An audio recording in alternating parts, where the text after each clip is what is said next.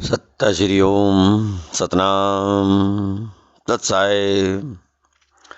हे सत्संग प्रेमियों, हे साध संगत, आज हम आपके सामने कबीर साहब द्वारा रचित मूल बीजक की रामायणी नंबर 15 और 16 का वर्णन करेंगे। रामायणी नंबर 15 और 16 दोनों का एक ही आधार है, इसलिए इन दोनों रामायणियों का एक साथ वर्णन करेंगे।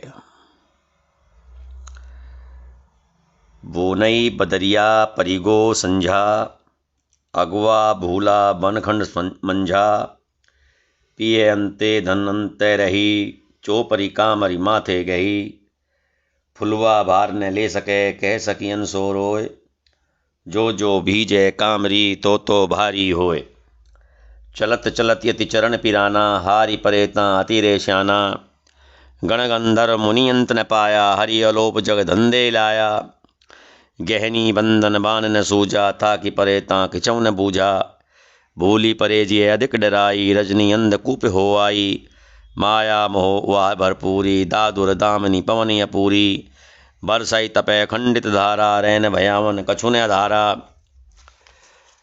सब लोगे जहड़ाइयाँ अंधा सबे भुलान, कहा कोई ना माने सब एक ही माही समान। इसमें एक रूपक कबीर साहिब ने दिया है कि व्यापार करने के लिए कुछ लोग जा रहे हैं, जंगल में जाते हैं, बदरिया छा जाती है और बारिश शाम के समय पड़ने लगती है, सब लोग रास्ता भटक जाते हैं। वन में परिवार भी साथ नहीं है, पति साथ नहीं है, धन भी साथ नहीं है, माथे पर कामरी कंबल रखा हुआ है, सिर पे कंबल रखे हुए हैं, उनमें फुलवा नाम की एक महिला होती है जो अपनी सखियों से कहती है रो करके कि हे सखी, इस बरसात में, बरसात जो हो रही है, इस बरसात में जो मेरे सिर पर कामल है, कंबलों का ढेर है, गट्ठा है, ये जो भीज रहा है तो इसका वजन जो भारी हो रहा है, चलते चलते हमारे चरण जो कष्ट करने लगे हैं, पीड़ा हो रही है, हम हार गए हैं, बहुत परेशान हो रहे हैं, हम इस मुसीबत का अंत कैसे पाएं? यह धंधा बहुत ही विकट हो रहा है, कुछ समझ में नहीं आ रहा है, सब थक गए हैं, किसी को कुछ सूझ नहीं रहा है, सब थक गए हैं। बहुत ही डरावनी समय है, बहुत डरावनी रात है, रजनी अंधकूप हो आई, अंधेरा हो चुका है, दादुर दामनी पवनी अपूरी, मेंढक टर टर कर रहे हैं, बिजली चमक रही है, हवा तेज चल रही है, बरसात अखंडित होकर के धारा की तरह पड़ रही है, अंधेरी रात है, बड़ी भयावह है। तो ये एक रूपक दिया है, एक समझाने के लिए, एक कबीर साहिब ने, ये इसका अर्थ है रामायणी 15 और 16 का। लेकिन कहना क्या चाहते हैं, समझाने के लिए जो ज्ञान तत्व है उसको, जो हमें हमारे अंतर ज्ञान को जो प्रेरित करना चाहते हैं, जो असली तत्व ज्ञान है उसको समझाना चाहते हैं, तो उसमें क्या कहते हैं, वो नई बदरिया परिगो संजा, अगवा भूला बनखंड मंझा। मनुष्य के हृदय आकाश में अज्ञान के बादल एकत्र हो गए हैं, जिसके कारण उसका अंतःकरण घोर अंधकार से ढक गया है। धर्म संप्रदायों के नेता एवं गुरु अनेक धर्म शास्त्र रूपी वन में स्वयं वन भट गए हैं। अगुआ भूला बनखंड समंजा, अगुआ कौन? संत समाज, महात्मा और जो गुरु बैठे हैं, वे गुरु भगवान, ये अगुआ हैं, वो स्वयं ही इन शास्त्रों की भूल भुलैया में भटक गए हैं। वे अज्ञानवश परमात्मा को अंतरात्मा से पृथक समझ बाह्य जीवन चौपर कामरी माते गई, बाह्य जीवन बाल्यावस्था, कोमलावस्था, युवावस्था और बुढ़ापे वाले शरीर रूपी कंबल को अथवा वासना तत्तुष्ट अंतःकरण को ढोते रहते हैं।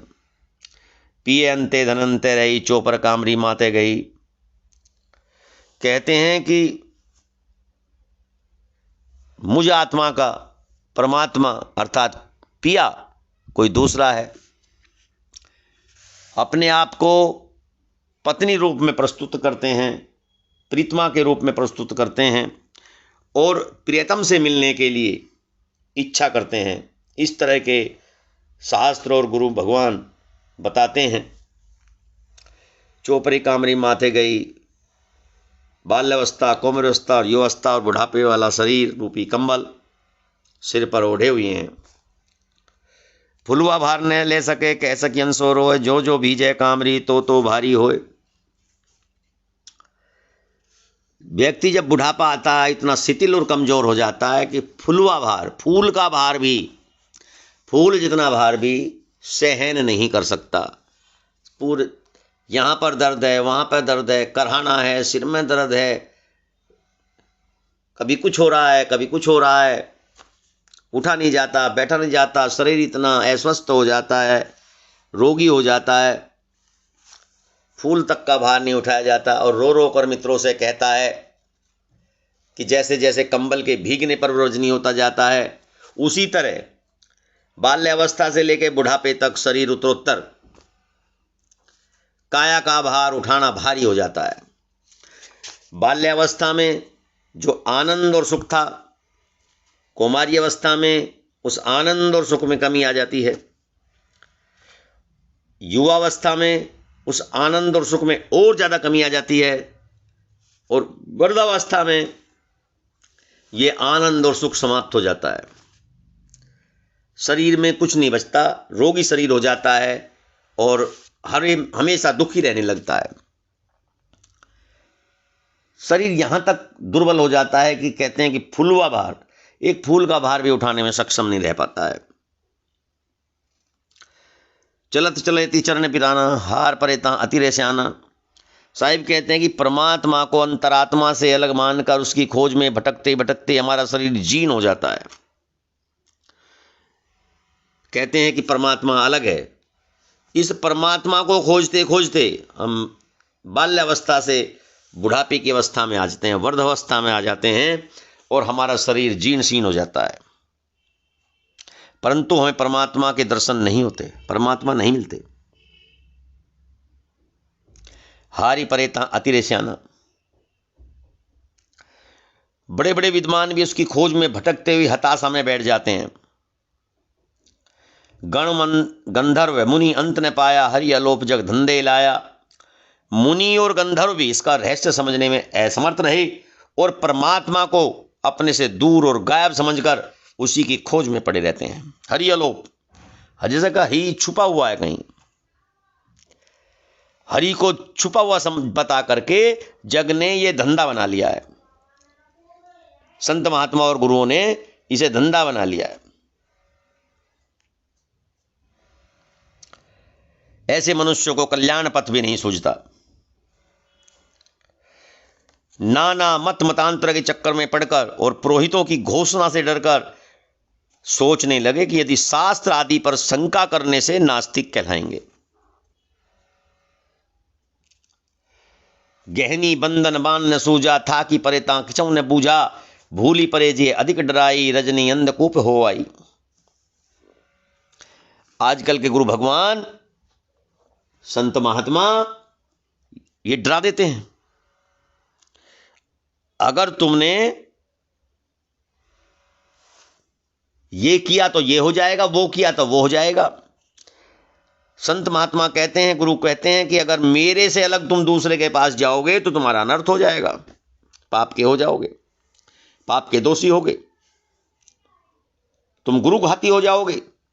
अगर मेरे से अलग तुमने किसी के पास जा करके कोई ज्ञान लिया, तो कोई बात पूछी, कोई अपनी शंका मिटाने के लिए अगर तुम दूसरे के पास पहुंच गए तो तुम गुरु घाती हो जाओगे, बहुत बड़ा पाप हो जाएगा तुम्हारे ऊपर, बहुत अनर्थ कर बैठोगे। ऐसा मत करना, मेरे से अलग कहीं मत जाना, जो मैं कह रहा हूं वही सत्य है। तो इस तरह अंधकार फैलाया हुआ है, लोगों के हृदय में इस प्रकार का डर बैठाया हुआ है कि लोग बहुत डरे हुए हैं। उनके हृदय में अज्ञान रूपी घोर अंधकार छा गया और उनके लिए संसार अंधा कुआ के समान हो गया। भूली परे जी अधिक डराई, रजनी अंधकूप हो आई। माया मोह वहां भरपूरी, दादुर दामनी पवनी अपूरी, बरसे तपई खंडित धारा, रैन भयावन कुछ न धारा। ऐसे व्यक्तियों का हृदय मोह माया से परिपूर्ण हो जाता है। बरसाती मेंढकों की तरह टर टर करते हुए विभिन्न मतों के प्रवक्ता और उनके वाक जाल की चमकदक में फंसे हुए लोग कल्पना लोक में डूबकर चौंधिया जाते हैं और वाणियों की झंझावत इन्हें झकझोरने लगती है। विभिन्न प्रकार के संत महात्मा गुरु अपनी वाक्पुटता से, अपनी वाणी से लोगों को फंसाए रखते हैं। उस माया जाल से उनको निकलने नहीं देते, उस वाणियों की झंझावत से उन्हें निकलने नहीं देते और अपने ही चंगुल में फंसा कर रखते हैं। सत्य का बोध होने ही नहीं देते। विभिन्न प्रकार के उदाहरण दे दे करके उनको भ्रमित करे रखते हैं। इस तरह झुलसाने वाली कल्पित वाणियों की अखंड धारा की वर्षा होने लगती है और अज्ञान की इस भयानक रात्रि में जीवों के उद्धार का कोई आधार दिखाई नहीं देता। अपनी वाणियों से इस तरह वर्षा करते हैं, ऐसी वर्षा बरसाते हैं वाणी की कि लोग कुछ सोचने और समझने के योग्य नहीं रहते, पूरी तरह से भ्रमित हो जाते हैं। सब लोग जहड़ाया अंधे सब भुलान, कहाँ कोई ना जाने सब एक ही माई समान। कबीरदास जी कहते हैं कि सब लोग विवेक शून्य बन गए हैं, इस कारण वे आत्म स्वरूप को पहचानने में असमर्थ हो गए हैं, अपने ही महत्ता को भूल गए हैं। कोई भी सत्य बात पर विश्वास न करके सब एक ही अंधविश्वासी रूपी सागर में समा गए हैं। सब एक ही तरफ चले जा रहे हैं, कोई मेरी बात को सुनने को तैयार नहीं है। किस किस को समझाऊं? तो विवेकी लोगों को सचेत रहना चाहिए, तर्क करके बात को समझना चाहिए। ये नहीं है कि फला फला को मैं गुरु मानता हूं और उसने ये बात कह दी तो वही सत्य है, ऐसा नहीं है। स्वयं भी विवेक के आधार पर आपको समझिए कि कौन क्या कह रहा है, और जो बात सत्य नहीं है उसका त्याग कर दो, कोई पाप नहीं लगता। क्योंकि मनुष्य का जीवन एक मूल आधार है हर कार्य करने के लिए, अपनी मुक्ति के लिए भी, मोक्ष के लिए भी, अपने सुख के लिए भी, अपने आनंद के लिए भी। इस अपने जीवन को दूसरे के हाथों में गिरवी मत रखो, गुलाम मत बनो। इसलिए विवेकी जनों को चाहिए वे किसी भी संत और महात्मा की, किसी भी शास्त्र की बात को अपने आधार पर भी विवेक का प्रयोग करते हुए उसको समझें, सत्य सत्य का बोध करें, तब किसी बात को मानें, चाहे वो गुरु है या संत है या महात्मा है। अगर बात सत्य नहीं है तो ठुकरा दीजिए, बात को नहीं मानते, इसमें कोई बुराई नहीं है। कबीर साहिब बार बार सचेत कर रहे हैं। जो कबीर साहिब की इस वाणियों को, इन वाणियों को आत्मसात कर लेगा वह जीवन मुक्त हो जाएगा। सत्य श्री ओम। सतनाम सत्साय।